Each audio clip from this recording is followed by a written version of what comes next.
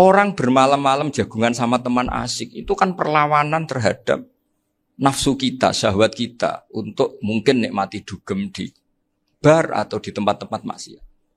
Itu setan di Indonesia tuh kakuati sama Ki Jawa. Orang supaya tidak tertarik maksiat itu Ki Jawa cukup ketemu kancane masak terong guyon, gejol-gejolokan zaman mondok, suwengi lulus sangka maksiat. Bar wis tutup. Saya akan cerita sedikit tentang tradisi hujjah. Dulu ulama itu kelihatannya sederhana, tapi kalau berargumentasi itu hebat. Tadi Gus Yofur menyebut kitab Mbah Hasyim itu mengharamkan kentong. Beliau masyhur itu punya kitab namanya Al-Jasus an Tahrimin Nakus. Intinya kentong itu haram. Secara dalil ini meyakinkan sekali karena ketika Rasulullah rembukan sama sahabat, kita dengan apa memaklumatkan orang kalau waktu sholat masuk. Ada sahabat yang usul pakai kentong. Dzaka lin nasara itu Nasrani. Ya pakai buk itu semacam trompet besar. Dzaka lil Yahud. Kemudian ada yang usul kalau gitu api ya Rasulullah dzaka lil Majus. Sehingga dari hadis itu Mbah Hasyim berpikir kentong itu haram. Tapi Mbah Fakih Mas Kumambang itu mengkritik Mbah Hasyim dengan ngarang kitab Hazruus an Tahrimin Nakus. Jadi beliau komentari kitab itu sambil geleng-geleng kepala. Kitab kok keliru nganti ngono itu. Jadi cara pikirannya siapa Ki Fakih. Kentong di Indonesia itu kanggo wedhus dicolong gitu. Pos kampling gitu. Kalau ada banjiran ya kentong, ada maling ya kentong. Jadi enggak ada persamaan sama sekali dengan kentong yang milik orang apa? Nasrani. Sehingga di pondok saya itu ada kentong tapi jelek sekali. Karena itu satu-satunya cara supaya beda dengan kentong yang di gereja. Kalau elek kan mirip kentong di pos kampling. Itu ya agak-agak ilmiah sedikit. Dulu ceritanya Gus Yofur itu saya teruskan. Itu singkat cerita, itu kalau yang di kejadian di Termas itu Mbah Dimyati sudah nyuruh semua kentong disembunyikan karena mau ada Mbah Hasyim. Cerita itu mukarrar di Kiai Fakih sama di Kiai Dimyati Termas. Setelah kentong dikumpulkan semua, Mbah Hasyim datang, senang, ngiranya Syekh Dimyati ini sependapat dengan beliau, yaitu sama-sama enggak ada kentong. Tapi setelah itu ada santri yang matur, Mbah Dim pun beres kentong pun kula delikno sedanten. Itu di depan Mbah Hasyim. Jadi GR-nya Mbah Hasyim bahwa Mbah Dim itu sependapat akhirnya hilang. Ternyata ini akal-akalan toh gitu. Karena santrinya matur, Mbah Dim pun beres sedanten kentong beduk sudah disingkirkan. Itu di depan Mbah Hasyim. Saking lugunya santri, nah saking ikhlasnya agak ngerti mahalus syahid ini adalah Mbah Hasyim. Saya mau meneruskan cerita Gus Yofur. Dulu, ini cerita dulu. Dulu Mbah Mun ngaji di Lirboyo, tapi Kiai Makhrus ngaji sama Kiai Khalil Harun. Kiai Khalil Harun itu adik juga sekaligus muridnya Mbah Umar Harun. Mbah Umar Harun itu generasi kedua setelah Mbah Ghazali. Beliau menantunya Mbah Ghazali, tapi ya sudah ponaan. Sehingga tradisi ini penting karena saya berkali-kali bilang di mana-mana. Status orang tua dan mbah itu adalah terserah anak cucunya. Bukan terserah mbahnya, tapi terserah anak cucunya. Saya tidak akan bosan mengingatkan ini. Saya pernah di makamnya Nabi Yakub, itu ya dikemuli bendera Israel. Di makamnya Nabi Dawud. Nabi Ibrahim juga dekat sinagog. Sehingga Quran membela Nabi Ibrahim disebut maka anak Ibrahimu Yahudiyya wala Nasraniyya. Karena ketika beliau berposisi di Israel, kemudian penguasanya adalah Yahudi, bisa saja makam ini ditulisi dan distatuskan ala Yahudi. Ya seperti Nabi Yakub. Nabi Yakub itu nabi yang kita yakin tentu berkeyakinan beliau orang baik, orang muslim, orang mukmin, tapi karena di desain mereka ya dikemuli bendera Israel. Dan disebut Abul Yahud. Karena kita tahu nama lain dari anaknya Nabi Yakub adalah Yahuda bin Yakub bin Ishak bin Ibrahim. Sehingga perasaannya orang Yahudi menjadi Yahudi itu yang ngikuti mbah-mbahnya. Nah khawatir saya ketika buyut-buyut kita kaya. Buyut saya itu orang kaya dulu, namanya Mbah Durrahman. Itu kaya sekali, tanahnya banyak. Dulu cerita Mbah Hasyim ya kaya sekali. Mbah Maksum juga kaya. Mbah Abdul Aziz juga kaya. Karena dulu itu inginnya kiai itu yo ketok sugih lah, gak ngel-ngelo santri. Tapi nanti kalau cucu-cucunya sudah ndak alim, itu ndak dianggap punya tanah itu karena untuk fasilitas santri. Aku tak kedonyan, mbah-mbahku ya kedonyan. Buktinya tanah yombo. Karena dia akan menafsiri sesuai cara berpikir. Makanya sanad keilmuan yang diceritakan Gus Zofir itu harus diulang-ulang. Kalau nggak diulang-ulang, maka kita akan berpikir sendiri untuk menafsirkan masyayikhon al-kiram atau ajdadan al-kiram. Nah, ini yang bahaya, yang sering Quran mengingatkan. Jadi ada status yang disematkan oleh anak cucu, kayak orang Yahuda tadi. Yahuda bin Yakub bin Ishak bin Ibrahim. Itu menstatuskan mbah-mbahnya yang bernama Ibrahim itu Yahudi. Sampai Quran sendiri yang bela makana Ibrahimu Yahudi wala Nasrani.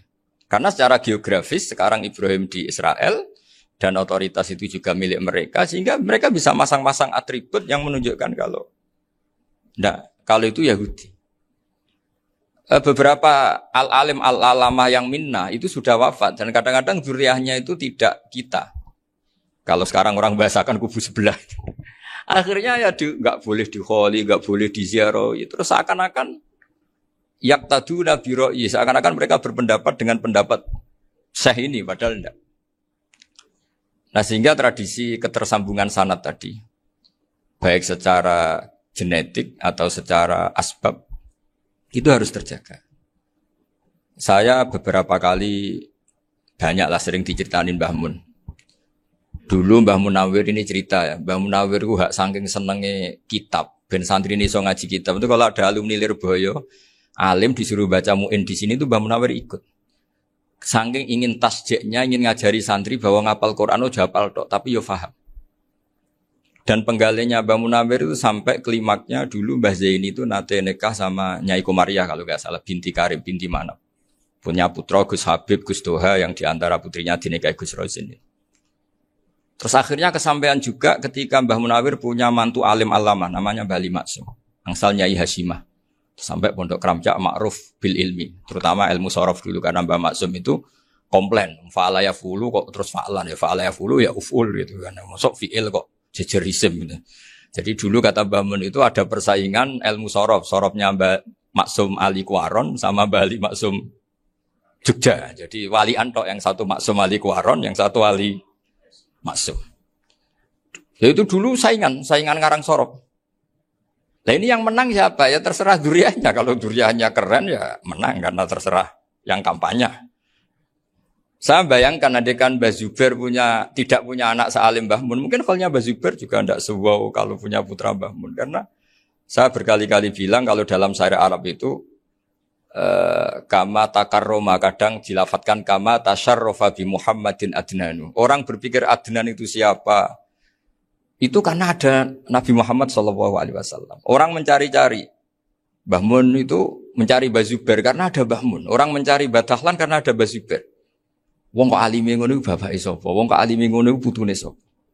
Tapi kalau kita ini sudah ndak alim, ini orang sudah enggak tertarik nyari-nyari leluhurnya karena dianggap selesai. Jadi yang dengan tanda kutip yang menghabisi mbah-mbahnya itu ya mesti cucunya.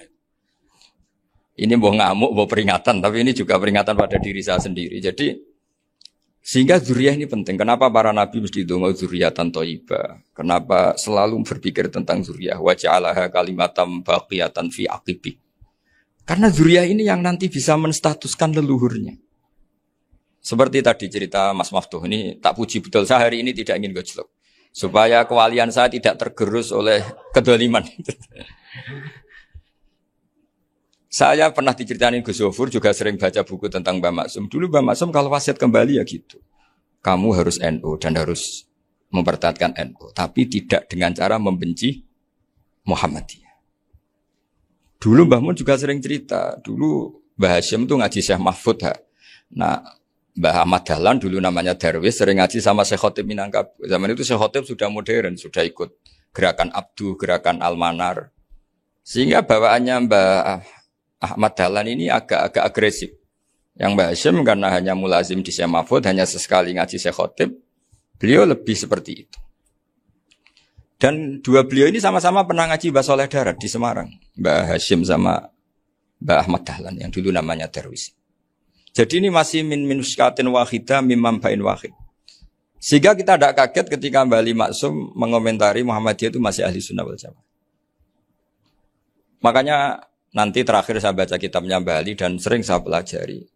Andai kan kita ini sepakat dengan ilmu, ya kita tahulah Kalau Abu Hanifah itu tidak kunut, Imam Syafi'i kunut. Berarti kunut itu madzhabnya Abu Hanifah, bukan madzhabnya Mbah Ahmad Dahlan. Apa ndak kunut itu madzhabnya Abu Hanifah, bukan madzhabnya Mbah Ahmad Dahlan. Kita kunut itu madzhabnya Imam Syafi'i, bukan madzhabnya Mbah Hasyim. Ini semuanya masih dalam bingkai ilmu. Adzan qabla subhi juga riwayatnya jelas. Tidak adzan ya sudah perilaku kita sudah jelas. Dulu Mbah Mun sering didik kita gitu. Saya sering dengar cerita kalau dulu Pak Arif Fakhruddin begitu hormat sama Mbah Ali, apalagi zuriyahnya Mbah Azhar Basir, karena beliau dulu ngaji di Termas. Dulu itu enggak ada masalah karena semuanya dianalisis pakai ilmu. Tapi sekarang pakai identitas, yang kunut itu NU, yang enggak kunut Muhammadiyah. Berarti Abu Hanifah itu Muhammadiyah, Imam Syafi'i itu NU. Berarti Imam Syafi'i itu ya anak buahnya Ki Miftahul Ahyar kira-kira gitu kan anak buahnya Pak Said Akil. Kan terus jadi repot. Dulu kita ini pengagum ilmu, bukan pengagum perbedaan. Sehingga di sini yang saya kagum dari sekian ceritanya Mbah Ali Maksum, supaya kitab ini to the point, supaya nggak lama-lama karena waktunya juga. Nanti kalau kemalaman ini kena semprit ini sudah. Ini diantara yang diceritakan Bali itu unik. Imam Syafi'i itu sering tawassul, sering wasilah sama siapa itu? Abu Hanifah. Ini sudah tak petakan, saya baca yang sensitif-sensitif lah. So, yang ini ya. Ziyar al-Babus Samin, terus sebentar ini yang bab tawassul.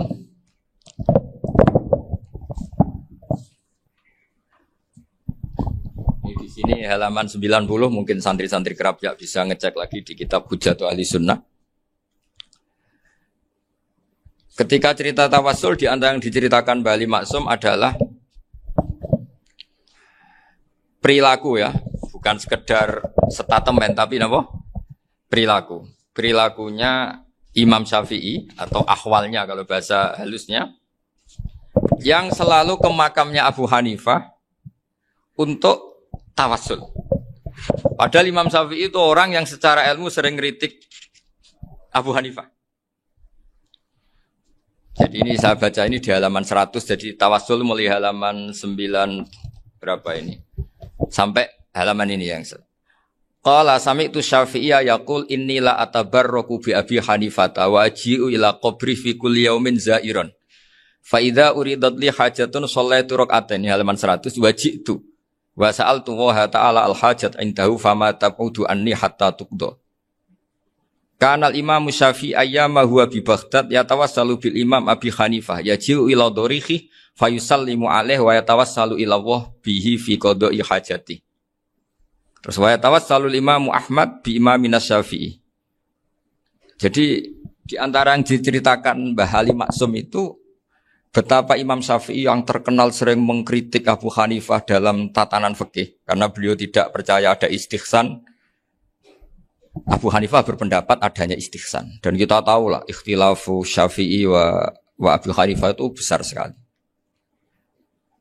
Tapi beliau itu tahu Abu Hanifah itu orang yang sangat soleh. Abu Hanifah itu kalau ketemu sama orang yang utang beliau itu yang lari bukan yang utang Abu Hanifah, karena takut orangnya itu izin. Jadi kalau ketemu yang utang di jalan itu yang sembunyi itu Abu Hanifah. Kenapa engkau sembunyi? Ada yang utang saya lewat, nanti orangnya malu. Jadi setingkat Robi'ah Adawiyah itu beliau di rumah ada maling itu sembunyi. Ditanya kenapa engkau sembunyi? Malu, gak ada yang dimaling. Malu sama malingnya karena serumah itu gak ada barang yang layak dicolong itu. Itu Robi'ah dia sembunyi. Itu yang bisa niru itu Abu Hanifah. Jadi wali-wali besar ini ternyata saling menghormati dan saling tawassul. Nah saya berharap tawassul ini bukan sekedar perilaku sosial, tapi memang ada sanatnya. Sehingga terus diceritakan Bali di sini dulu istaqa Umar bil Abbas. Kata siapa tawassul harus dengan Rasulullah SAW? Dulu istaqa Umar bil Abbas. Sayyidina Umar itu tawassul istisqa dengan Sayyid Abbas. Padahal kita tahu Sayyid Abbas ini tidak nabi.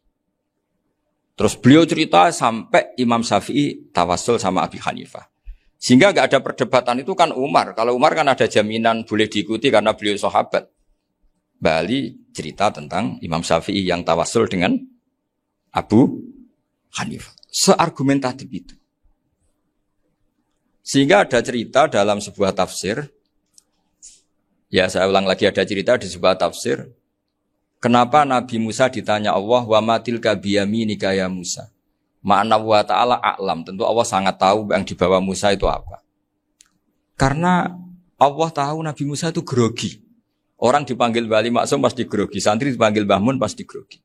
Kenangan saya setiap dipanggil Mbah Mun ya mesti tanya, yang ringan-ringan, wis sarapan ya. Arung sarapan ya sarapan. Pas sarapan ya kan tanduk mangan sing enak, wong santri ora tau mangan enak. Ya enggak pernah ngomong yang penting, ngendikan yang penting. Nah, karena Nabi Musa ini grogi, ini sebagian tafsir. Itu ditanya yang ringan, saku iku nggawa apa? Karena pertanyaannya ringan, Nabi Musa juga ringan. Ya Nabi Musa itu sampai lali, iku pangeran sing ya'lamu sirra wa akhfa. Diterangno. Niki tongkat Gusti. Gunane kathah Gusti tongkat iki. Qala ya aso ya atawakkau 'alaiha wa ahusyu biha 'ala ghanami wal ya fiha ma'arifu ukhra. Oh, tongkat Gusti niki penting mesti. Nggih nak. Nggih macam-macam lah Gusti. Atawakkau 'alaiha wa ahusyu biha 'ala ghanami kangge menghalokan wal. Masih terangno terakhir dan yang lain-lain Gusti. Wal ya fiha ma'arifu ukhra. Sehingga akhirnya rileks. Karena Nabi Musa terus ngerti. Ternyata ketemu pangeran itu gak seserem yang saya bayangkan. Gitu. Pertanyaannya ringan. Itu ada ilmunya. Tapi cerita ini yang versi tafsir ini tidak yang seperti di Manaqibul Ghazali. Di beberapa kitab tentang Manaqibul Ghazali diceritakan di alam roh Nabi Muhammad SAW itu yubahi bi ummati, saking yubahinya sampai ngendikan ulama ummati ke anbiya Bani Israel. Ulama umatku itu pinternya atau statusnya itu mirip-mirip lah. Kaf itu ya mirip-mirip lah, mirip-mirip gaya ulamanya nabinya Bani Israel.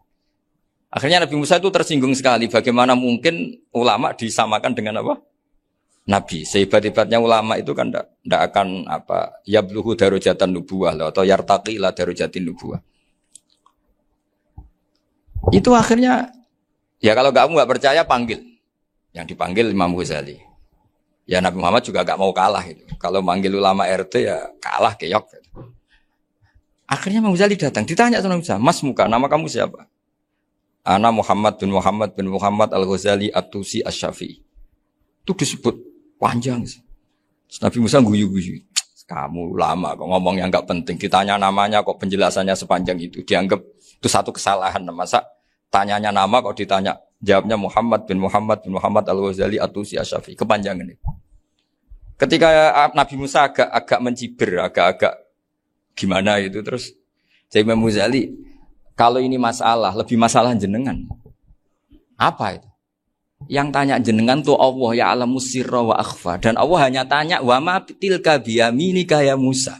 Harusnya jenengan jawab aso ya titik, bukan kepanjangan. Atawakkau 'alaiha wa usybiha itu kepanjangan. Allah tanya yang di bawah kamu itu apa? Yang di tangan kamu. Harusnya jawabnya hanya aso ya. Tapi kenapa penjelasannya sepanjang itu? Sampai terakhir waliya fiha ma'arifu ukhra. Terus pinter tenan jadi gitu. Terus Nabi Musa terus bilang, ya pinter tenan dan gitu. Padahal kita tidak pernah GR seperti itu kan kebetulan Imam Ghazali. Gitu. Kalau yang lain mungkin ya keok lah kira-kira gitu. Tapi ini cerita dalam khazanah keilmuan. Benar yang dikatakan Gus Zofur. Saya termasuk orang yang pernah mondok Lirboyo Pasanan. Jadi setelah saya disuruh nemani Gus Kamil, tahun berikutnya Gus jenengan disuruh. Pokoknya anakku mbok sak wulan lah kudu tau mondok Lirboyo. Piye-piye aku tau ngaji Mbah Karim. Terus yang disuruh Mbak Turi Gus Kamil itu saya. Jadi saya pernah 1 bulan tuh di Lirboyo. Karena saya ini santri beling ya, kontraknya pokoknya penting ziarah Mbah Karim. Biasanya enggak pernah ngaji ya. Pokoknya anggar bar ngisa. Ziarah ya sudah. Ngaji subuh ingat saya sama Gus Imam. Itu dari 17 hari ingat saya ngaji 2 kali. Tapi kalau ziarah ke Mbah Karim sudah lupa jumlahnya karena memang kontraknya disuruh ziarah. Sampai seperti itu. Dan saking senengnya bangun sama Mbak Karim saya masih ingat. Ngamplopi salam template itu masih ingat. Untuk Gus Anwar, untuk Gus Imam, untuk Gus Kafabi, termasuk untuk Gus Maksum. Itu malam-malam saya dijak ngamplopin. Zaman itu saya masih ingat, selawewu. Zaman itu kos 1 bulan itu 13.000. Jadi kira-kira kalau 25.000 itu untuk kos 2 bulan. Jadi saya krusnya itu pakai kos. Saya masih ingat Mondok Sarang itu kos 1 bulan 13.000. Berarti kira-kira 500.000 itu di amplopin sendiri sama Bang. Ini untuk Gus War, ini untuk Gus imam ini untuk Gus. Padahal Gus Imam ini mondoknya sudah di Mbah Mun. Itu Mbah Mun hormatnya sampai untuk jatah salam tabligh. Nah yang ribet kebalikannya, kita pulang Gus Imam karena melihat Gus Kamil ini putrane Mbah Mun, Gus Kamil disangoni. Saya juga disangoni karena Gus Imam dulu ngaji juga sama Pak D saya. Sama keluarga saya. Itu kata Gus Kamil setelah keluar, mau kamu nih gua abal, boten berarti gua aku. Karena ini penting. Ini kalau sampai dianggap tukar guling, ribet deh. Jadi ditakwil sendirilah. Mau kamu nih gua abal ya, boten wis, yes berarti halal. Tapi sama Mbah Mun ya ditanya. Ditanyanya bukan apa karena untuk meneruskan tradisi bahwa kalau kiai ketemu itu ya saling memberi hadiah, saling itu sudah faqad dimubeni adena juakum apa? Sedekah. Sehingga ketika Kapya ini punya Bali Maksum alim alama, kemudian melahirkan murid-murid yang juga ipar kayak Mbak Warsun bisa ngarang apa Kamus Al-Munawwir, Pak Bik juga punya karangan Kamus Al-Mu'asir. Saya itu punya semua. Karena ini adalah buah dari bahwa kita ini tidak kalah sama produk-produk yang di sana. Bahwa produk di kita ini sudah cukup untuk mengantarkan orang menjadi alim alama. Dulu Mbak Zubair ke Mekah ya sudah alim alama. Gus Zufur ke Al-Azhar sudah alim semua. Teman-teman kita ke Mekah itu sudah alim semua. Padahal produk mondoknya ya tadi. Mau digojlok kiai ini, terus mangkel be keamanan biasanya. Biasanya musuh besar pondok itu keamanan. Jadi bukan berarti gojlok ibunya Gus Maftuh enggak. Biasanya keamanan itu musuhnya apa? Banyak. Itu tradisi keilmuan itu harus dijaga dengan hujjah dan dengan tadwin, dengan pembukuan. Saya punya sekian cerita ya, misalnya dulu kita mungkin iskal itu janggal. Kenapa sih orang Islam tukaran sama orang Islam? Sehingga di antara doa Nabi yang enggak dikabulkan Allah, enggak boleh dikabulkan sama Allah enggak boleh, bukan berarti enggak mustajab. Redaksinya famana aniha, memang enggak boleh. Redaksinya bukan falam yastajib lahu tapi famana aniha. Di Al-Marrah As-Salisa ini Nabi dilarang, yaitu melarang umat Islam itu jangan sampai tukaran sama umat Islam sendiri. Itu kata Allah, ya tidak bisa kata Allah, kalau itu tidak saya kabulkan. Itu dulu guru-guru kita nyontohkan sederhana. Kira-kira kalau saya tukaran wek Gus Zofuru, Mbah Mun luwih ikhlas dibanding ditukari wong liya. Nakno kakak ditabuk adik, wong tua luwih ikhlas dibanding ditabuk tonggo. Barokahnya membaca kita lebih mentoleransi. Kalau ada Mbah Hashim dikritik Mbah Fakih Mas Kumambang, kita ikhlas itu. Tidak dikritik guru PAUD, itu kan. Atau dikritik orang-orang yang nggak bisa ngaji. Artinya ternyata keliru kita bilang kiai kok tukaran. Justru bagus kiai tukaran. Dibanding kiai dikritik guru PAUD atau dikritik orang-orang yang nggak bisa baca kitab. Akhirnya barokahnya baca kita menjadi tahu. Dulu Mbah Mun sering cerita, ini masih cerita silsilah ya. Jadi Bali Maksum tadi kita tahu di antara guru besarnya Bali Maksum tentu Mbah Mahfud Termas. Beliau adalah adik dari Kiai Mahfud Termas. Mbah Dimyati ini adik Kiai Mahfud Termas. Itu punya saudara namanya Abdur Razak, juga punya saudara namanya Dahlan. Itu yang membawa Thariqah Syadziliyah di Solo Raya. Yang sekarang alhamdulillah diteruskan Gus Wafi. Dulu di antara pesannya Mbah Mun ke saya, hak Wafi kandani kon ziarah ning Mbah Dimyati. Mergo Thariqah Syadziliyah dulu itu yang bawa keluarganya Mbah Dimyati. Jadi semuanya ini masih dzurriyyatan ba'duha min ba'd. Nah pesan saya karena tadi Mbah Munawwir yang termasuk orang pertama yang bawa Quran, bawa qiraah sab'ah. Kenapa saya bilang termasuk? Karena kalau bilang paling pertama ini nanti butuh data. Dan itu agak kerepotan lah. Tapi yang jelas mimman istahara lah. Mimman istahara yang membawa sab'ah ke sini itu adalah Mbah Munawwir. Terus beliau ngajarkan diantaranya ke Mbak Arwani, pakai kitab Satibi, pakai kitab Nazmus Satibi. Terus Nazmus Satibi itu diteruskan oleh Mbak Arwani, ditulis. Yang nulis dulu Mbak Dola Salam. Bapak saya itu murid Mbak Dola. Dulu Mbak Dola sebelum ke Mbak Arwani ngaji sama Ki Said di Sampang. Bapak saya sebelum ngaji di Mbak Dola sudah hafal Quran lewat buyut saya sendiri namanya Ki Zubaidi. Yang Ki Zubaidi akhirnya jadi menantunya Mbak Ahmad Su'eb. Jadi buyut saya kandung ini namanya Sofia, itu angsal keluarga Lasem yang adiknya. Sofia ini punya adik Badi'ah yang jadi ibunya Ki Sahal. Terus Ki Sahal punya Mbak Yu namanya Muzayanah, punya di Garwa Ki Mansur punya anak Gus Qayyum. Jadi dulu ibu saya, ibunya Gus Zofur, ibunya Pak Maftuh itu semuanya di Lasem. Karena saya dari keluarga Gen ya Lasem, dari keluarga sanad guru ya Lasem. Tapi Lasem Bahdawi itu dulu ngajinya di Mbah Umar Harun di Sarang. Nah, Mbah Umar Harun ini menangi Sayyid Ahmad Zaini Dahlan. Sayyid Ahmad Zaini Dahlan ini punya cucu keempat yang hidup di Sedan. Terus makamnya di Lasem. Namanya Habib Haidar. Itu yang nulis biografinya Mbah Maksum. Mbah Maksum bukan Bali. Biografinya Mbah Maksum. Itu ditulis oleh Habib Haidar. Namanya Haidar bin Hasan bin Sodaqoh bin Ahmad Zaini Dahlan.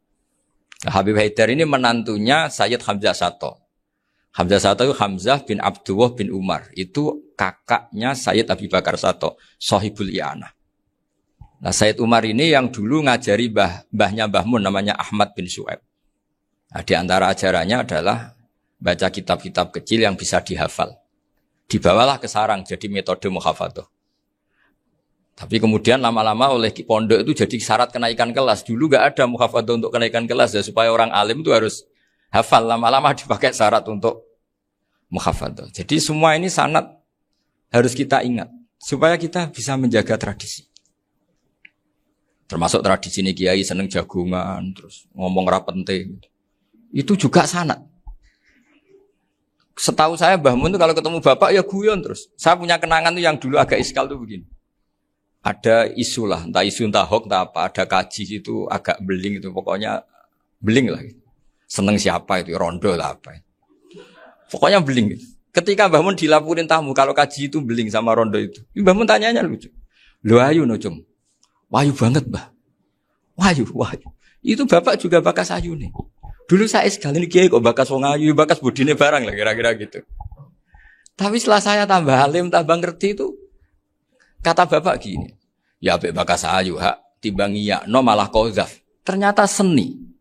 Sekali Mbah Mun atau bapak bilang, waji kok zino kaji, maka larinya ke kozaf. Maka menghindari bahasa menuduh, ngomong yang nggak penting. Loh ayu no. Jadi kiai dulu tuh orang sok suci tapi menghindari hal-hal yang jadi punya seni untuk ngelola kehidupan. Orang bermalam-malam jagungan sama teman asik itu kan perlawanan terhadap nafsu kita, syahwat kita untuk mungkin nikmati dugem di bar atau di tempat-tempat maksiat. Itu setan di Indonesia tuh kakuati sama Kiai Jawa. Orang supaya tidak tertarik maksiat itu Kiai Jawa cukup ketemu kancane masak terong guyon, gejolok-gejolokan zaman mondok, suwengi lulus sangka maksiat. Bar wis tutup. Perlawanannya sederhana, enggak pakai tahajud, enggak pakai wiridan karena Kiai Jawa juga koyoke rapati potongan ahli ibadah gitu. Itu jagungan gitu. Jadi setahu saya itu pernah lihat Bali itu sekali ketika beliau ngisi ceramah di Mbah Hamid Bedowi. Saya masih kecil diajak bapak. Dulu kalau bapak ngelihat Bali sama Mbah Hamid itu mesti nangis. Karena dua orang alim bertemu. Yang akhirnya ya bisanan itu. Mbah Hamid punya anak Gus Nasih. Di sini ada Mbah Nafisa. Terus jadi Mbak Salih Hindun itu. Jadi dulu itu ya guyon terus ketika ketemu.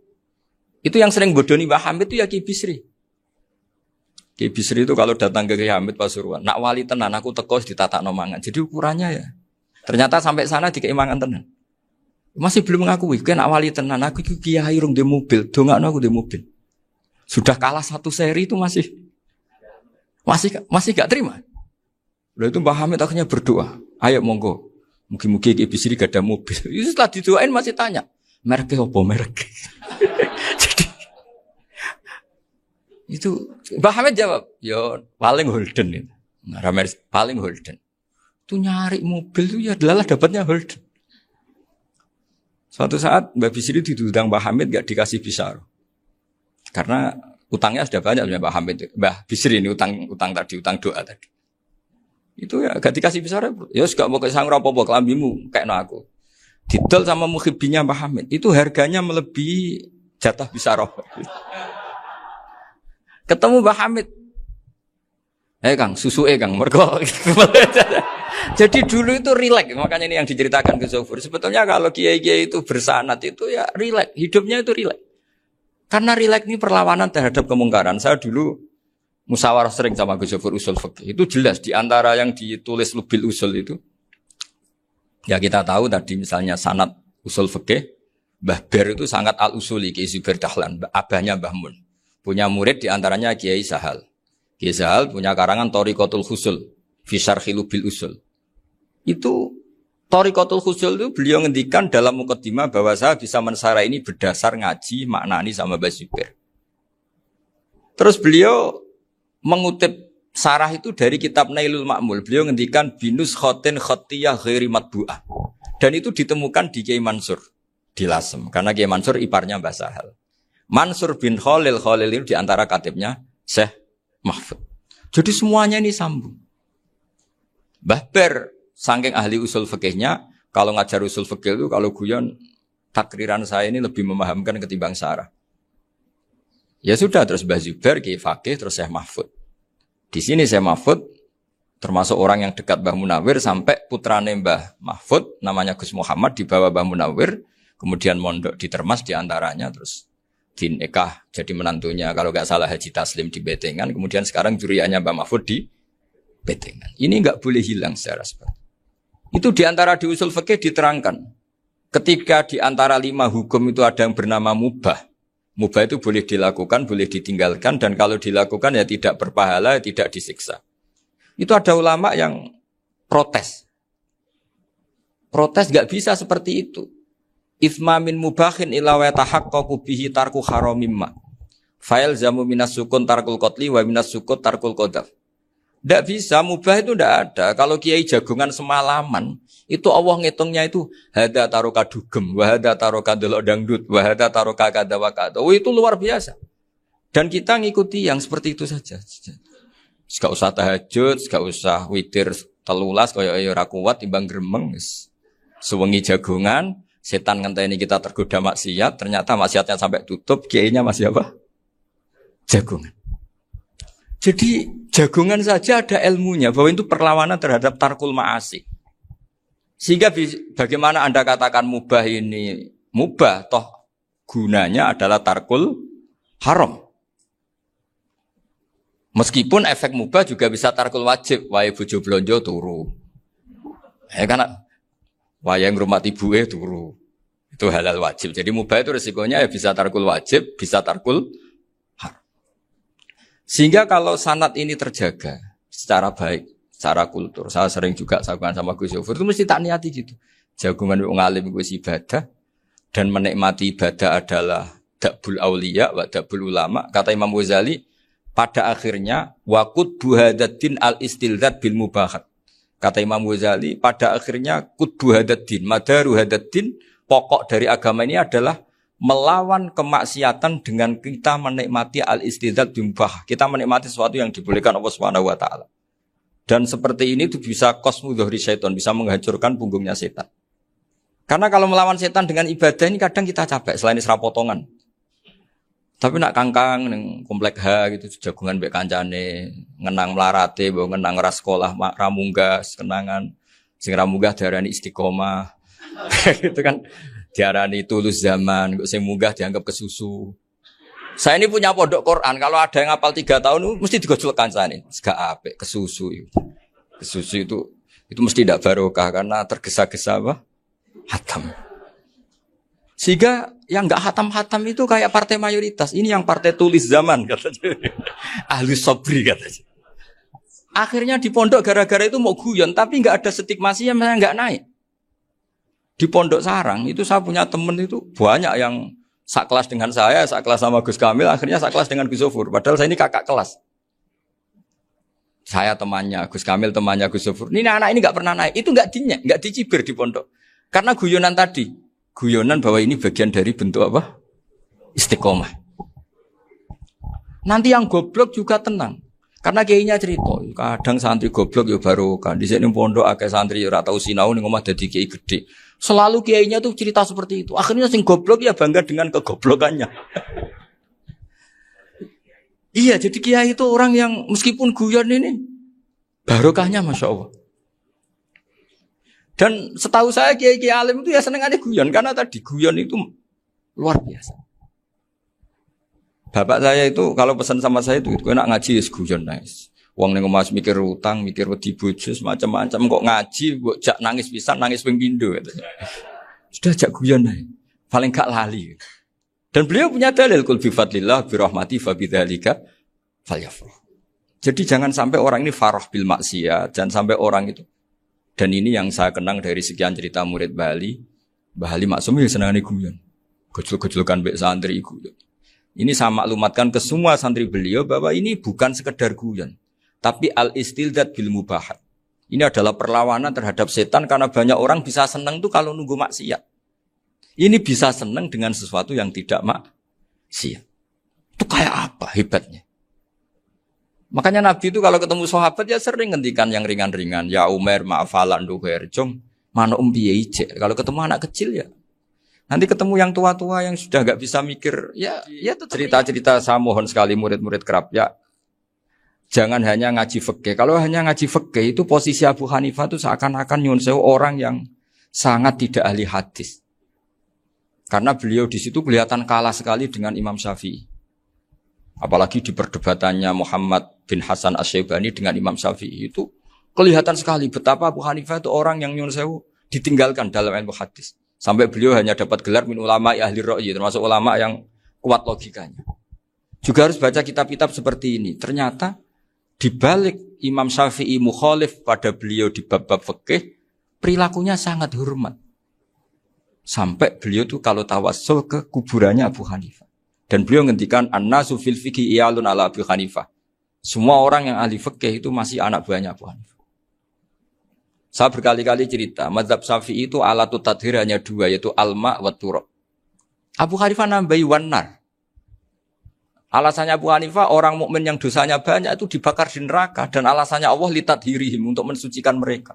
Jika pikirannya Abu Hanifah an-nar itu min alatit tadhir. Apa yang terjadi ketika bata itu batu bata yang dibakar, di situ campur teletong, campur apa-apa. Itu kalau sudah mazhab Abu Hanifah selesai, sudah suci. Karena sudah ngelewatin pembakaran. Meskipun kita tidak akan kalau kehilangan air terus wudu dengan api, bisa bunyak semua itu. Tapi apapun itu menjadi solusi. Sehingga saya punya kitab namanya Ikhtilafu Malik, Ikhtilafu Malik wa Abu Hanifah atau Ikhtilafu Syafi'i ma Abu Hanifah. Itu kelihatan sekali kalau Abu Hanifah itu nyuruh posisinya kalah. Karena yang ngarang orang-orang Syafi'i. Tapi kalau melihat kitab-kitab kewalian, misalnya di kitab Mizan Kubro ini juga sering disebut kisah itu Mbah Ali Maksum tentang Imam Saroni. Berkali-kali beliau mengutip Mizan Kubro. Itu Abu Hanifah adalah orang yang sangat mukasyafah. Artinya ketika Nabi cerita air wudu itu menjatuhkan dosa, tidak ada air wudu yang jatuh ke kamu kecuali saat itu juga dosa kamu jatuh. Itu beliau datang ke Madharota Kufah. Kemudian beliau bilang sama si orang tua tadi, tub anizina. Orangnya terus bilang atubu minazina.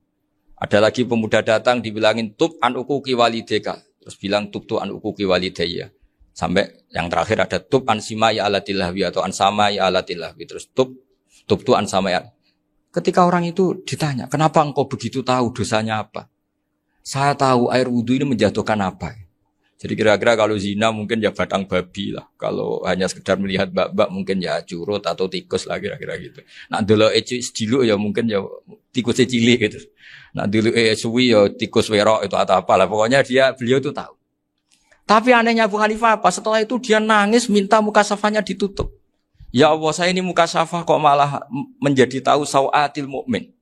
Padahal aturan syariat jenengan man satara musliman satarahu, bahwa enggak baik melihat jeleknya orang mukmin. Minta ditutup.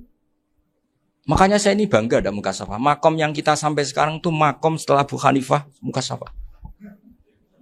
Jadi Abu Hanifah repot-repot mukasafah, minta makomnya ditutup tidak menjadi mukasafah. Dan alhamdulillah kita sudah tidak mukasafah sebelum minta ditutup. Jadi kita ini keren. Keren karena aturannya itu man satara musliman satara huwa, yang tidak tahu aibnya orang muslim maka Allah akan nutupi aibnya di akhirat. Dan kita alhamdulillah barokahnya ndak mukasafah, ndak ngerti aibnya orang mukmin. Jadi kita harus pakai patokan ilmu. Saya ulang lagi, kita harus pakai patokan. Makanya saya tahu betul ketika Kiai Hamid Pasuruan, beliau dulu ngaji Jamul Jame, ngaji Juman, Bali Maksum di sana sama Gus Habib, sama Gus Muhammad bin Mahfud. Termasuk mbah saya kandung dulu Kiai Sidik. Mbah saya yang dari itu juga ngaji di Termas. Bapak saya dulu Kiai Nur Salim ngaji di Buyut Baiti. Dulu itu kawin juga sederhana, Kak, cerita Gus Zofur. Jadi bapak saya kandung itu Kiai Nur Salim itu ngaji di Mbah Baiti. Mbah Baiti itu adik kandungnya buyutnya saya dari ibu. Nah, Mbah Bedi itu teman akrabnya mbah saya namanya Kiai Nursam, Mbah Nursam. Singkat cerita terus Nur ke Jorabi arata Arabekno itu. Setelah bapak saya ke Badullah mau ditawarin jadi mantu, kata bapak saya kula pun dipek mantu Mbah Bedi. Akhirnya dapat ibu saya itu. Karena ibu saya itu cucu Mbah Bedi, cucu lambung. Jadi mbahnya ibu saya itu Mbak Yunya Mbah Bedi. Namanya Mbah Sofia tadi yang dapat Mbak Idris itu. Yang Mbak Idris ini bin Umar. Ya Mbah Umar yang mbahnya Mbah Hamid. Hamid bin Abdul bin Umar. Kalau bahasa itu Fatimah binti Idris bin Umar. Dulu kecilnya Mbah Idris namanya Abdul Khalik. Kalau kecilnya Mbah Hamid namanya Abdul Mukti.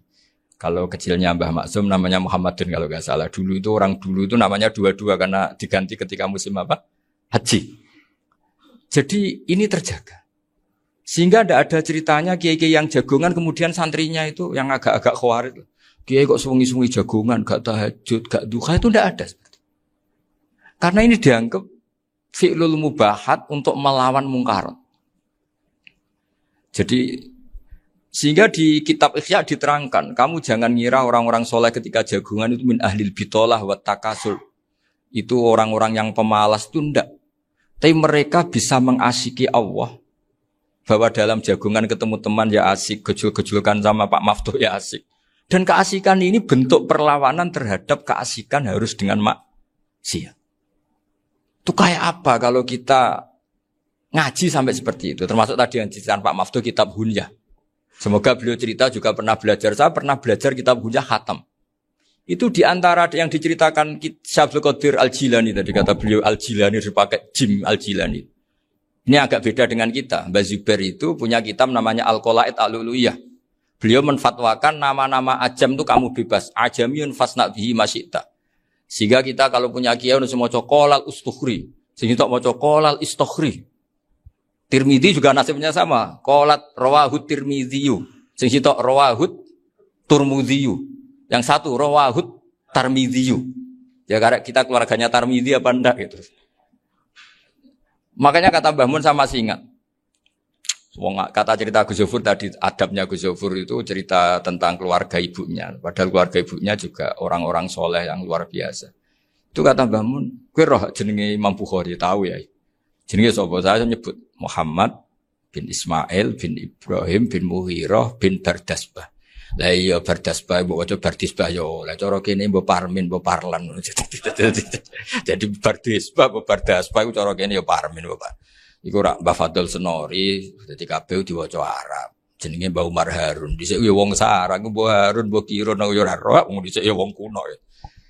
Jadi kalau versi Mbah Fadl, termasuk yang pertama bikin nasab Mbah Maksum itu tulisannya Mbah Fadl yang dikutip Habib Haidar tadi. Ya saya seperti Gus Zofur juga mencari-cari hubungan ulama-ulama di Jawa. Itu Mbah Mun itu kalau bicara, mbahku harus jenis Kiai Serut. Kalau ditulisannya Mbah Fadl itu Syaraf. Jadi Mbah Fadl itu fanatik orang-orang alim itu ditulis Arab. Kalau Mbah Mun itu Jawa. Dulu itu ada wali seto di daerah saya. Dulu orang ya janggal. Ternyata ada sato itu. Kesamaan di Arabnya itu sato. Sehingga kiai-kiai itu ada fanatik Tirmidzi, Turmudi, Tarmidi, Jilani, Jailani. Karena ajamiyun fasna bihi masyita. Jadi kalau nama-nama ajam, semonggo lah baca sekenanya. Sementing. Cuma mungkin tahqiqnya benar Pak Maftuh tadi. Memang di Mu'jamul Buldan itu Al-Jilani Bikasri Jim ya sudah kita baca Al-Jilani. Sebab itu kayak Pondok Pelosok Lirboyo itu menurut saya bagus. Orang itu maknani betul sama gurunya. Kalau sarang enggak. Kalau Pondok Lirboyo, pondok yang tadi ternyata keluarga Mbah Munawir sini pernah bisanan yaitu Mbah Zaini pernah nikah sama Nyai Komariah ya kalau enggak salah, punya putra Gus Habib ya, Pak Toha dan sebagainya.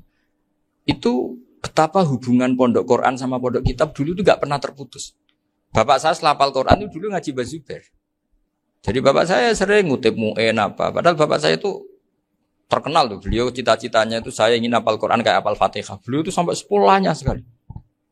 Karena beliau inginnya hafal Quran kayak hafal Fatihah. Termasuk murid terbaiknya Mbah Dullah bapak saya. Itu ya ngaji kitab. Sehingga kata Mbah Mun. Jadi Mbah Munawir de mantu Bali Maksum. Itu ya sudah dipenggali. Sudah dipenggali dituruti pangeran. lahirlah seorang Bali Maksum yang membawa. Jadi dulu itu ya Gus Muhammad yang ngaji di Termas, nanti Mbak Arwani sebelum ngaji di sini ngaji di Tebu Ireng. Sehingga Mbak Arwani bisa ngarang kitab. Beliau ngarang kitab tentang Sab'ah. Faidul Barokat namanya. Ya nulisnya ya fasih ya. Saya punya tulisan tangannya Mbak Arwani itu banyak. Saya juga punya tulisan tangannya Mbak Hasyim Asy'ari ketika nyurati buyut saya yang di Damaran itu pakai bahasa Arab. Jadi dulu itu Bali Maksum juga sama. Surat-suratannya dulu sama tokoh-tokoh Muhammadiyah ya bahasa Arab. Saya pernah dicium sama orang miskin yang akut miskin betul. Itu tak ajarin, Anda ini lebih hebat ketimbang orang-orang kaya. Misalnya gini, misalnya ada komunitas rektor atau kiai besar. Saya ini kata orang banyak termasuk kiai besar. Mungkin kalau pinjam uang itu karena mau beli mobil, aksesoris mobil, karena kita kiai tok atau rektor atau orang-orang tok. Kalau sesama orang miskin itu pinjem-pinjemannya itu urusan beras, itu urusan nyawa. Keren mana? Menyelamatkan nyawa sama aksesoris mobil. Nyawa. Jadi pahala kamu pasti lebih besar.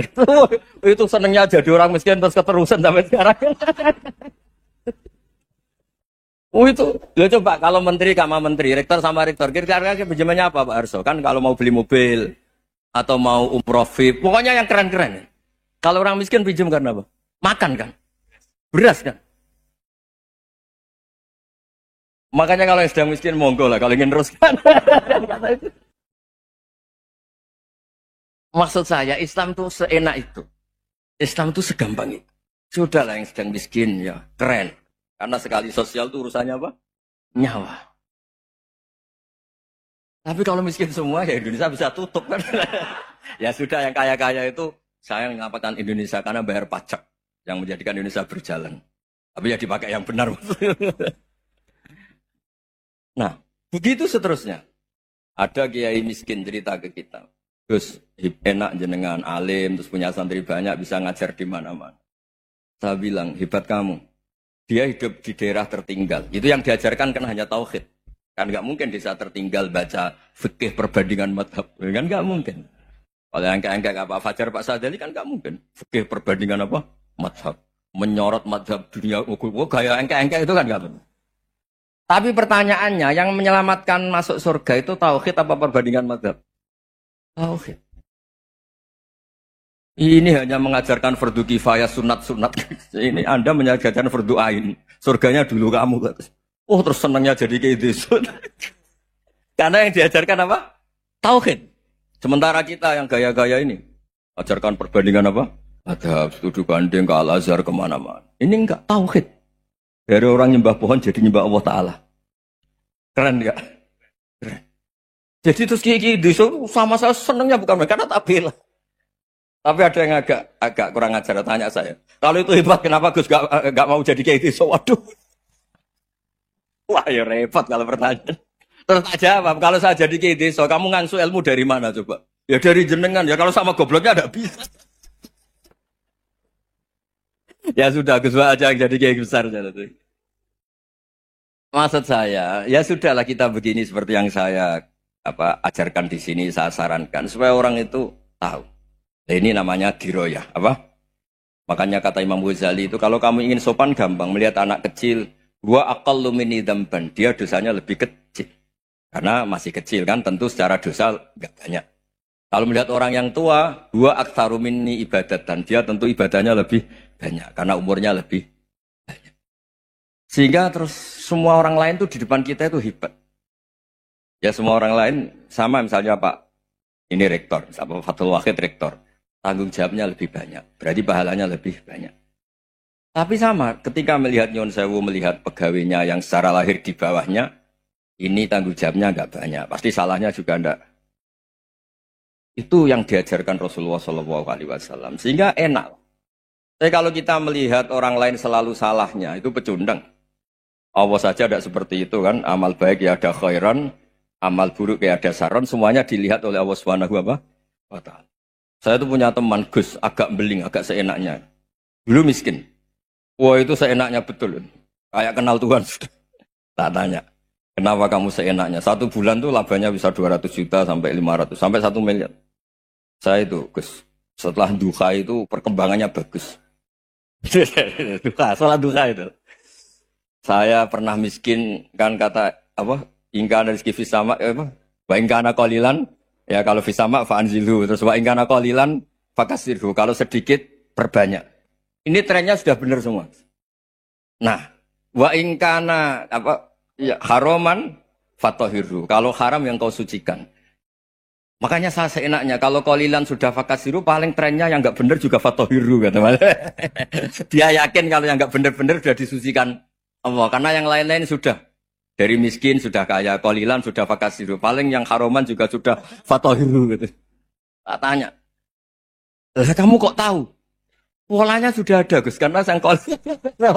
Kamu sembrono sama Tuhan kok begitu kan?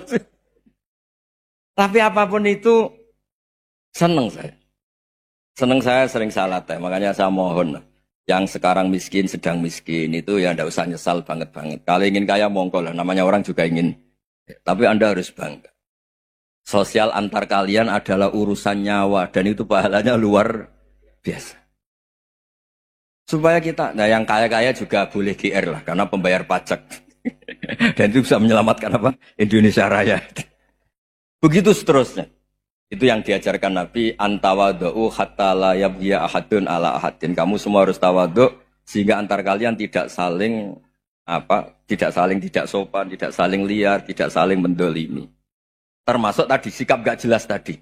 Orang dolim yang sekarang dolim bisa saja tobat, yang sekarang soleh bisa saja nanti. Semuanya tuh mungkin.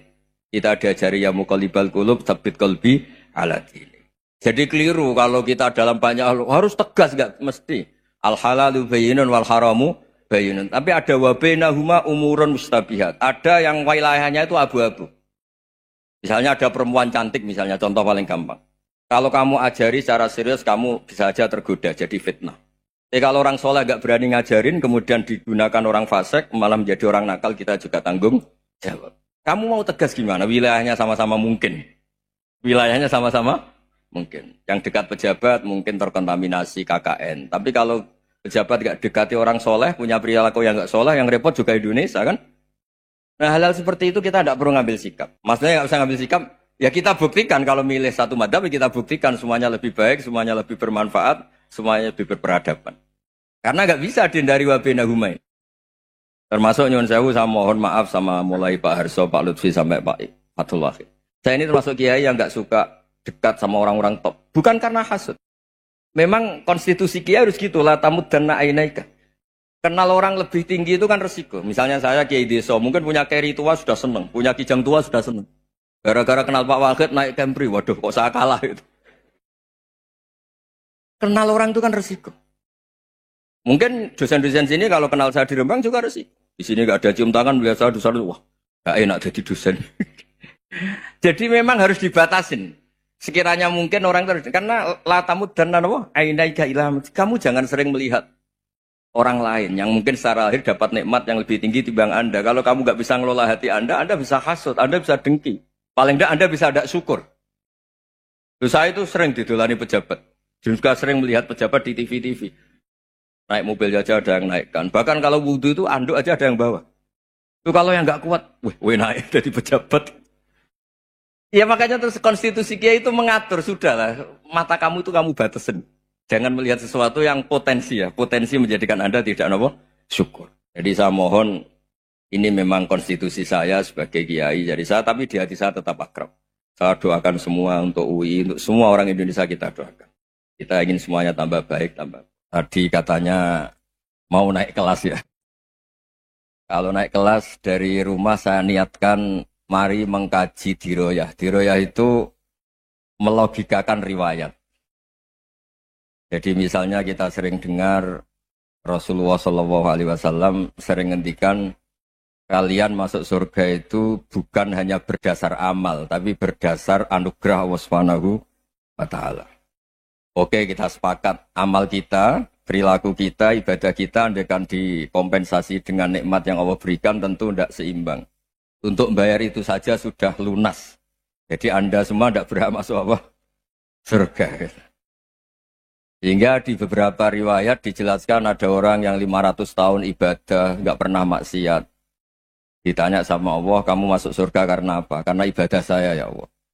Ya sudah surga kamu 500 tahun saja, karena ibadah kamu 500 tahun. Ini cerita umur-umur orang dulu. Ya Allah katanya surga engkau ini selamanya. Ya kalau yang selamanya itu rahmatku. Kalau amal kamu terbatas ya surganya sesuai amal kamu ya terbatas. Ya sudah ya Allah berarti masuk saya surga saya ini karena fadl engkau, karena anugerah engkau. Itu namanya apa? Diroyah.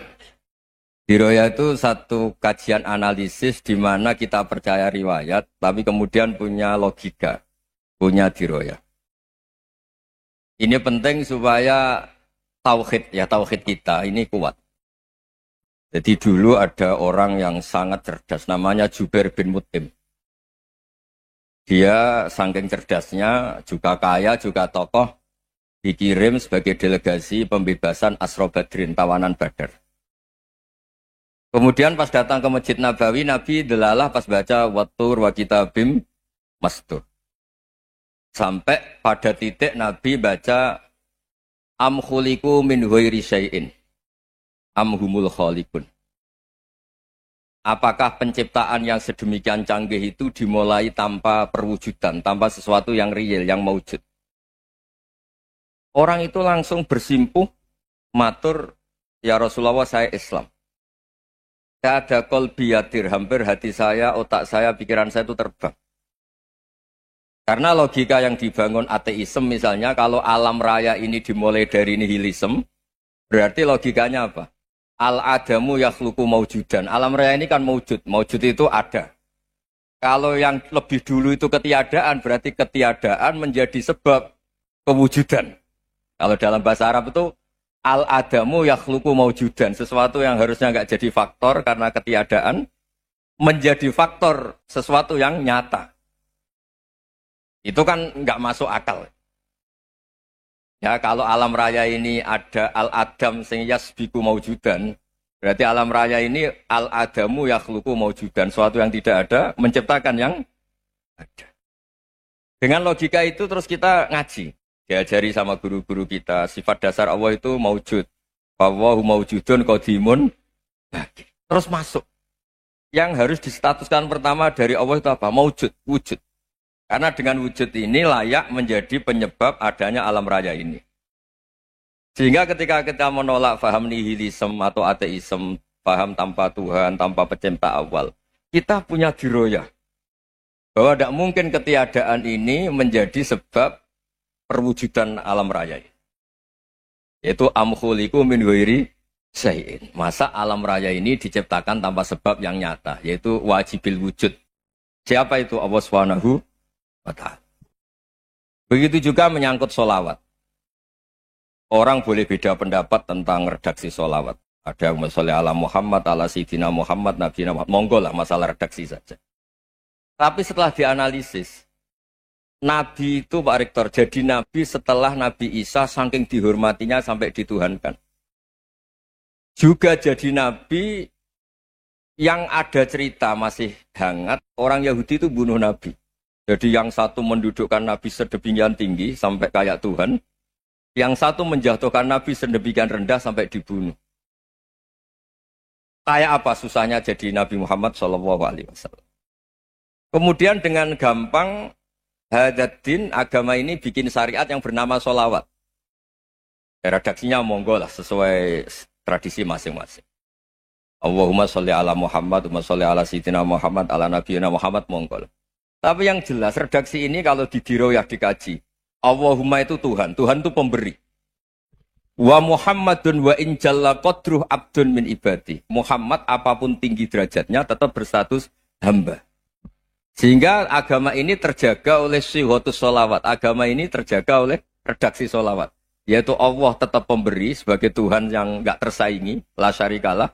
Rasulullah Muhammad wa injalla qadruh.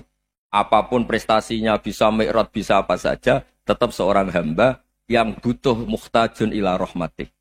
Jika redaksi Allahumma sholli ala Muhammad ini mengukuhkan yang Tuhan tetap Tuhan, hamba pilihan tetap hamba pilihan. Tentu dengan redaksi ini kemudian kita mendudukkan Nabi benar-benar posisi terhormat. Yaitu orang yang paling berhak dapat askat tahiyat, mendapat penghormatan Allah paling tinggi, yaitu Rasulullah Muhammad SAW. Dan itu diulang-ulang oleh Allah. Subhanalladzi asra bi abdi. Status hamba ini diulang-ulang. Lagi-lagi ini bernama diroyah. Bernama apa? Contoh ketiga misalnya fihi ayatum bayinatum maqamu Ibrahim. Dulu orang Yahudi itu ada diskusi masif. Syaratnya Nabi itu mbah-mbahnya harus Nabi. Harus keturunan Nabi. Kemudian semua Nabi rata-rata di Palestina, di Syam. Lalu Muhammadnya asal-usulnya dari mana? Tahu-tahu orang Arab kok Nabi. Padahal orang Arab itu dulu jahiliyah. Alhasil terus diceritakan. Bukti Muhammad ini turunan Ibrahim adalah ada jejak kaki Nabi Ibrahim di dekat apa? Ka'bah. Fihi ayatum bayinatum maqamu Ibrahim. Kalau Nabi Ibrahim pernah di Mekah, artinya beliau pernah meninggalkan turunan yang di Mekah. Yaitu bernama Nabi Muhammadun sallallahu alaihi wasallam. Itu disebut fihi ayatum bayinatum maqamu Ibrahim. Nah itu namanya diroyah. Diroyah itu satu perilaku keseharian kita beragama, kemudian tahu logikanya. Yang keempat misalnya, mangkana yu'minu billahi wal yaumil akhir fal yukrim apa? Jaro. Orang yang iman karena Allah dan Rasul, maka memuliakan tetangganya. Andaikan pakai hukum sosial, tentu kalau tetangga kita baik, kita baik. Kalau kurang baik, kok kurang penggawean kan gitu. Tapi dulu itu pernah ada seorang ulama itu dibully ya, dikerjain sama anak muda tetangganya. Pak Kiai datang ke rumah saya. Orang ini datang. Kemudian setelah di rumahnya, saya tidak jadi butuh sama Pak Kiai, silahkan pulang. Itu Kiainya senyum menikmati. Dan itu terulang 3 kali. Dibully seperti itu, dikerjain terulang 3 kali. Lalu tetap Kiainya tuh asik, seneng sekali. Lama-lama muda ini tanya, kenapa engkau tidak tersinggung? Padahal saya kerjain sampai 3 kali. Tak undang, terus tak suruh pulang. Tak undang, tak suruh pulang. Kata Kiai tadi, yang memerintahkan baik sama tetangga itu Allah. Jadi saya nikmati ketika bisa baik sama Anda. Tidak ada urusannya dengan perilaku Anda yang menolak saya. Nah itu terus kita tahu, memang motifnya kita baik sama tetangga karena iman sama Allah dan Rasul, bukan hukum kompensasi sosial. Jadi kalau mau diteruskan Pak Rektor, saya ngajar di sini ya karena perintah Allah itu orang alim harus ngajar, bukan karena perintah Rektor. Kalau diteruskan. Ya saya mohon juga gitu para dosen, para karyawan di sini kalau nggak khianat dengan UI itu karena takut sama Allah, jangan takut sama rektor. Kalau Anda baik juga karena Allah, jangan baik karena apa? Rektor. Bagaimanapun ya semua kita ini makhluk. Makhluk itu la yadurru wa la yanfa. Begitu juga melihat Indonesia. Melihat saya ini kan ikut di UI itu lama sekali ikut sama Profesor Zeni dari Profesor Zeni nulis tafsir. Mungkin Pak Hersoyo tahu banyak, dulu Pak Lutfi ya tahu banyak. Tapi saya memang nggak pernah terbuka karena ya memang nggak ingin sebenarnya. Kondisi ini kondisi darurat. Sehingga saya tahu cara berpikir Profesor Zaini, ya tahu komitmen beliau pada UI. Dan pendiri UI memang ya banyak yang dari tokoh NU, Muhammadiyah, dari tokoh-tokoh ormas yang lain memang didirikan banyak orang. Hingga UI memang nggak milik ormas apa tertentu. Dari satu sisi memang baik, nggak dikuasai ormas tertentu. Tapi nanti kalau keterusan ya nggak berbentuk. Ya sudahlah dikelola saja. Sambil-sambil jelas, sambil-sambil kadang nggak jelas. Yang penting ikhlas tadi. Karena kalau terlalu asobia itu jadi repot. Kita ini yang nekuni fikih itu tahu. Kalau tidak kuno itu madhabnya Hanafi. Kuno itu madhabnya Syafi'i. Tahu-tahu seakan-akan Imam Syafi'i itu NU, Imam Abu Hanifah itu Muhammadiyah. Padahal ini orang-orang yang sebelum NU dan apa? Ahmadiyah. Jadi kalau kita yang nekuni ilmu itu biasa saja dengan perbedaan. Tapi kalau orang-orang yang nggak siap dengan perbedaan itu sampai Allah disifati Ta'ala itu tidak terima. Padahal Ta'ala itu maknanya Maha Luhur, yang Maha Agung. Jadi ada seorang kiai kebetulan pidato pertama Pak Rektor. Assalamualaikum warahmatullahi ta'ala wabarakatuh. Ilmu balik kedua ini nggak terima karena itu dianggap bid'ah ada Ta'ala. Hanya dia bilang Assalamualaikum warahmatullahi ta'ala wabarakatuh. Itu saking asobiahnya itu Allah ditambahi Ta'ala itu tidak terima. Padahal Ta'ala itu maknanya Maha Agung. Nah itu kan jadi repot kalau asobiah gitu. Kalau kita ngadepi perbedaan itu biasa saja. Karena kita mungkin bacanya banyak, lihat hal-hal seperti itu ya. Berkohnya nggak jelas itu menjadi orang tuh bijak. Ini sekarang nakal, jangan-jangan nanti jadi orang baik. Yang sekarang baik, jangan-jangan suatu saat jadi tidak baik. Semua orang introspeksi. Nggak ada jaminan kalau kita sekarang baik akan baik terus. Nggak ada jaminan kalau kita sekarang buruk akan buruk terus. Sehingga terus banyak kiai-kiai bijak tuh memang lahirnya nggak tegas. Tapi gak tegas itu yang menjadikan bijak. Karena sama-sama mungkin. Itu yang disebut laisa laka minal amri syai'un aw yatuba alihi mau yu'adzibum. Itu tidak wilayah kamu. Ketika Allah mengomentari orang munafik juga wa yu'adzibal munafiqina insya'a aw yatub. Bisa saja ada yang disiksa, bisa saja ada yang dikasih tobat. Karena pola yang kita analisis itu semuanya menurut kita. Bukan menurut kemaslahatan orang apa? Banyak. Saya punya sekian contoh cerita. Orang yang sowan kiai baik-baik, mungkin bawa gula atau salam tempel, tidak tahu lah. Itu tidak mesti jadi wali. Tapi Kali Joko yang kenal Sunan Bonang, itu kenalnya itu karena ingin begal. Malah jadi wali. Tapi tidak usah dicoba. Umar itu nyari Nabi itu mau dibunuh. Tapi malah tobat jadi orang baik. Jadi ini penting ngaji ya, supaya tidak tegas itu, tidak jelas itu kadang baik. Nah termasuk saya juga termasuk dia yang milih tidak jelas. Saya sering gojlok gini, Fajar Hadil ini murid-murid saya sering saya gojlok. Kalau semua sistem pendidikan kayak kampus, kayak UII, kayak UIN semuanya, itu sistem yang bagus. Karena tertib jam kuliahnya jelas, mata kuliahnya jelas. Kalau di pesantren itu Pak Arso, itu gak tertib. Tapi justru itu enak ketemu di jalan orang berani tanya. Nah, ini kalau mbak-mbak misalnya menstruasi, mau belajar haid nunggu semester berapa baru tahu. Itu bisa sekian tahun nggak sholat karena nunggu pelajarannya baru diterangkan. Mau haji juga gitu, nunggu mata pelajaran haji. Kalau nggak jamnya, nggak mau dosennya ngajarin. Ya, kalau kiai kan nggak ketemu di jalan tanya, dijawab. Jam berapa juga dijawab. Artinya Indonesia itu berkah, ada sistem kampus yang tertib. Ya semoga termasuk tertib gajinya. Tapi tertib gajinya itu juga sebenarnya rugi. Saya sering ada pegawai negeri Gus, tolong doain saja di PNS enak jadi. Gajinya tetap. Kata saya nggak mau kalau gaji saya tetap. Kok bisa Gus enak tiap bulan mesti dapat gaji. Kalau tetap nggak naik-naik kata saya.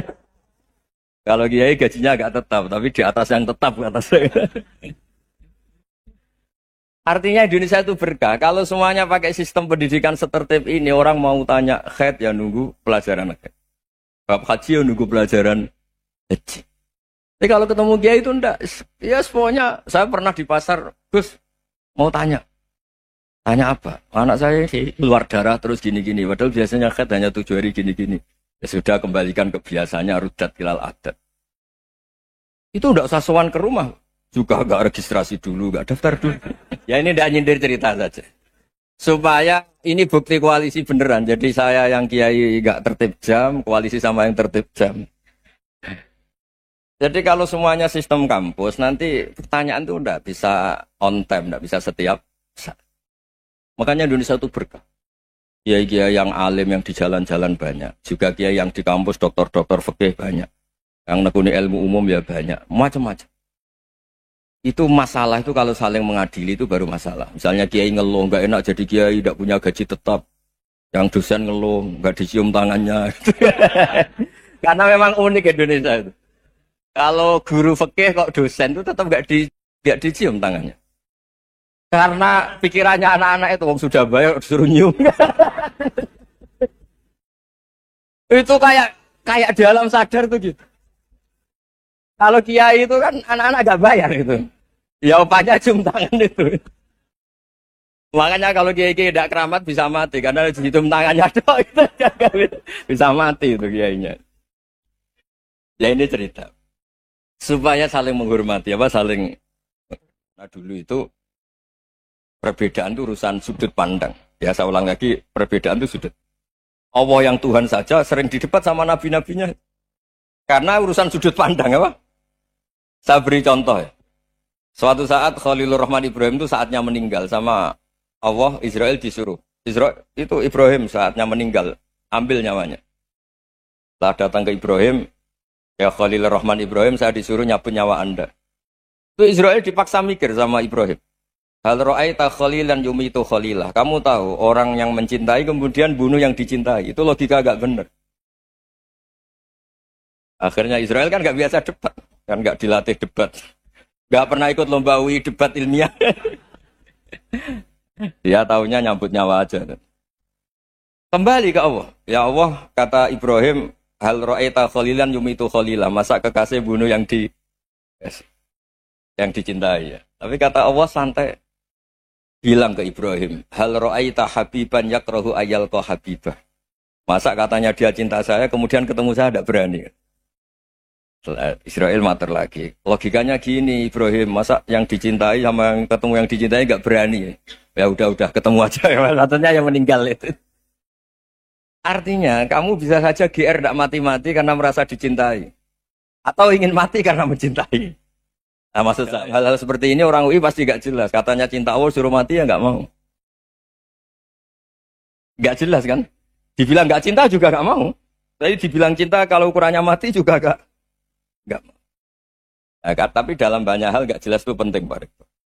Penting sekali. Buatan guyon. Saya beri contoh sekian ilmiah, nggak jelas itu penting. Rasulullah Shallallahu Alaihi Wasallam itu dalam banyak hal itu disuruh Allah, memang disuruh supaya ngambil sikap seperti itu. Karena Allah itu punya otoritas penuh untuk bikin orang itu baik atau tidak baik. Wahsy itu yang membunuh Sayyid Hamzah, orang paling dicintai Nabi di antara yang dicintai Nabi. Qatalahu Wahsyun, dibunuh oleh Wahsy. Nabi secara basarnya itu nggak suka sama Wahsy. Sampai cara lahir ya ingin corong Jawa ingin masuk nol. Tapi apa kata Allah? Laisa laka minal amri syai'un aw yatuba alaihim aw yu'adziba. Itu tidak wilayah kamu Muhammad. Malah Wahsy dikasih tobat sama Allah. Khalid bin Walid. Itu perang Uhud kalah itu karena ide brilian Khalid bin Walid. Pas itu masih panglima kafir. Yaitu pura-pura kalah, ghanimah dilepas, sahabat turun, pasukannya naik, walhasil orang Islam kalah. Khalid bin Walid akhirnya juga masuk Islam. Orang yang secara basariah Nabi itu gak siap. Kebalikannya juga ada. Sa'labah itu orang sampai gelar hamamatul masjid. Ini pas ngaji mesti ingat. Salam. Dia di masjid terus. Setiap habis salam tuh lari. Karena istrinya nyuwun sewu masih berpakaian yang tidak pantas. Kenapa engkau terburu-buru pulang? Pakaian yang dipakai istri saya sekarang saya pakai. Ya pakaian sarung itu kayak Pak Rektor kan fleksibel. Ini khusus mau Ramadan. Tidak akan sarungan terus. Gak usah khawatir. Jadi ini tadi sudah perjanjian. Saya yang kiai celananan, beliau yang rektor pakai sarung. Jadi, iya. Supaya itu barter madhab. Tapi hanya sekali ini aja, bukan. Jadi jangan diharapkan ini jadi tontonan terus-menerus. Dan ini barter madhab. Saya sama Profesor Kores juga sering gitu. Saya pakai sarung yang dihadiahi beliau pakai sarung yang dihadiahi saya. Memang itu tradisi Islam. Hadau tahabu, kamu saling memberi hadiah maka kamu saling mencintai, bukan riswah, bukan riswah. Walhasil terus Sa'labah ini mbok saya didoakan Nabi supaya saya kaya, supaya tidak sering ganti pakaian seperti ini sama istri saya. Jangan-jangan kamu miskin itu lebih baik. Ngotot minta didoakan. Didoain Nabi kaya terus lama-lama ninggal sholat, ninggal jamaah. Itu Allah belum tersinggung. Yang mulai Allah tersinggung itu kan saya sering fatwa di mana-mana, sering memberi saran. Mumpung kamu miskin itu sering sedekah. Karena kalau sudah kaya itu tidak bisa. Saya memberi analogi gini. Kalau saya masih santri miskin, punya uang 100.000. Diminta guru saya 50 tak kasihkan. Padahal itu 50%. Punya 2 kambing kurus. Diminta guru saya 1 pasti tak kasihkan. Padahal itu 50%. Jadi kalau punya sapi Brahman atau sapi limusin yang harganya itu 100 juta. Punya 2. Diminta 1 boleh enggak? Tidak boleh.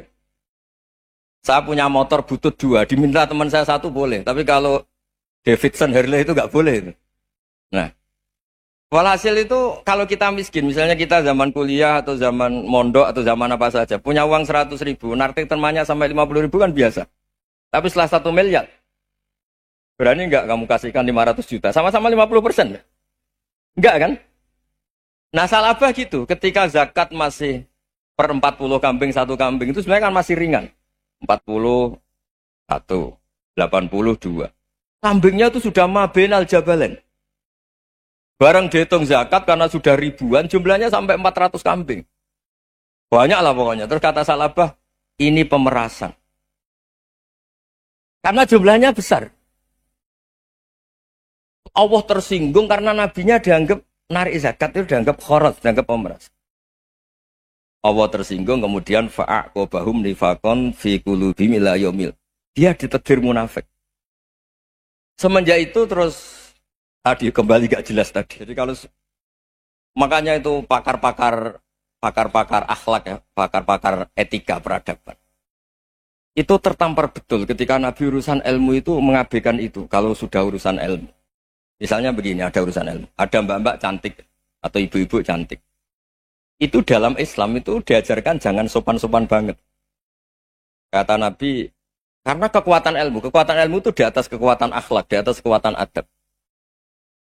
Ya nisa an-nabi lastunna ka ahadim minan nisa. Ini taqaitunna fala takhdu'na bil qaul. Wa yatma alladhi fi qalbihi maradun. Misalnya ada mbak-mbak cantik, menarik, kemudian sopan misalnya sama Pak Fajarin sama dosen-dosen. Monggo binara. Wah itu bahaya pikirannya kemana-mana. Orang yang imannya pas-pasan, wih berarti mau. Maksud saya kalau cantik, menarik ketemu di jalan biarin aja dosennya mau kemana biarin aja. Gak usah dihormatin. Kalau dihormatin, Pak mau kemana sadarian mau bisa bahaya. Tak biarin aja. Kalau tanya, Dek ini alamatnya mana? Cari sendiri Pak. Karena hanya dengan cara itu si Pak dosen ini gak kepikiran. Gak ada orang suka orang kedus itu gak akan. Tinggal sudah cantik, sopan. Wah bisa pikirannya macam-macam. Itu ilmu. Fala takhdu'na bil qaul. Kamu jangan terlalu lirih kalau ngomong. Fayatma alladzi fi qalbi maradun. Orang yang pikirannya masih kotor pasti berpikir yang negatif. Anda mungkin demi sopan sama dosen Anda. Tapi sejauh mana dosen Anda juga berpikir positif. Itu kan uji iman sama uji nyali. Nah, sama pejabat yang sopan sama kiai mungkin punya Alphard, punya Robicon, punya terus bawa uang banyak. Terus sama kiai cium tangan hormat. Jangan-jangan kiainya yang pikirannya macam-macam. Ini berarti bisa jadi muhibbin potensial misalnya. Nah, saya ini termasuk kiai yang pengagum ilmu. Sehingga saya sama orang yang medit, yang kikir sama saya itu saya senangnya bukan main. Kenapa? Karena kalau orang medit itu gak berhak. Kalau orang lomo